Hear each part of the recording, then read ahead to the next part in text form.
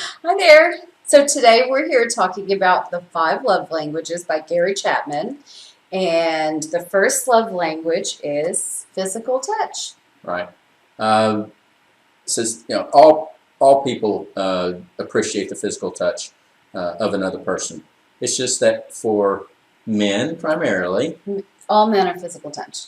I won't say that all men. I I mean, wouldn't say physical that. touch is really high up on the list It for is really men. high up on the list. But that physical touch can take many forms. Physical touch doesn't mean just sex. Physical touch can be holding hands. It can be just touching her when I go by, or her touching me when I go by. Yeah. When she goes by, we make a point to hug each other several times a day. Yeah. And the length of that hug really matters because I notice that if I will maintain that hug for 10 or 20 seconds, that it's like a part of my heart opens and I feel myself take and exhale a big breath.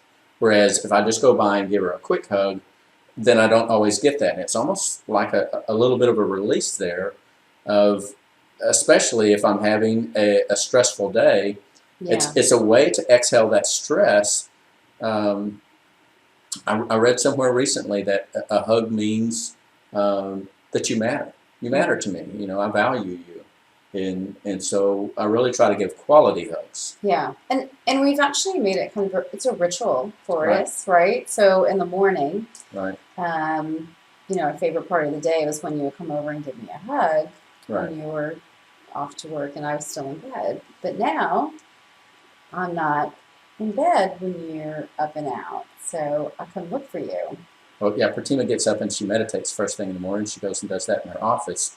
So she'll typically come find me whenever one of my meetings stops, and she'll be standing there, and we get that first hug of the day. And it's really important. And we do that with our daughter as well. Make a point to, and fortunately for her, she wants them, and she seeks them out from all of us. And so I know that they're really important to her. I know that, I'll share, my father passed 20 years ago. And the thing that I miss most from my father is his hugs. He was a very strong man and would give a bear hug. And so I tend to emulate that with my wife and my daughter because I miss his hugs as much as anything. Mm-hmm.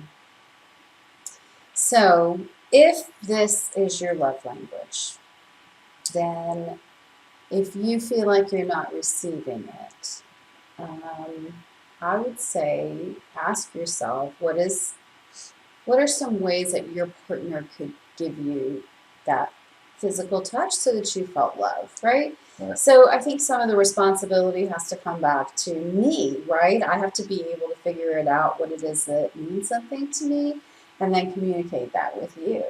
Well, and one of the things that we probably should have talked about in the introduction is it's important that the only way that this works is if both partners are willing to conduct this, consider it an experiment, right? First, it's being willing to conduct the experiment. The second thing is to identify your own love languages, and then third is to like we did, be able to honestly assess how well you're fulfilling the other person's love language. Because it's really only when you can make that honest assessment and be open to that feedback, even if it feels disappointing to you, that you can really affect a change there. Because if you're trying to defend why you don't do what you don't do or whatever, Right. then it's never going to work. You've Right. got to be open to hearing that feedback about how you're really doing, and be willing to make a change. Yeah. And to love yourself so that you can fill your heart and that you can receive the love that others are giving you. So I say that over and over because I know that's an area that I'm working on in regards to my relationship with the daughter. So it's not easy. It's not easy for me to open my heart to her because of, just the way that she treats me. So I'm going to work on physical touch with her, Right. and I will I think I have a lot of opportunity to give bigger, longer hugs with her that actually really open my heart. And for a person with a primary love language of physical touch, the absence of that touch is very hurtful, right? Yeah.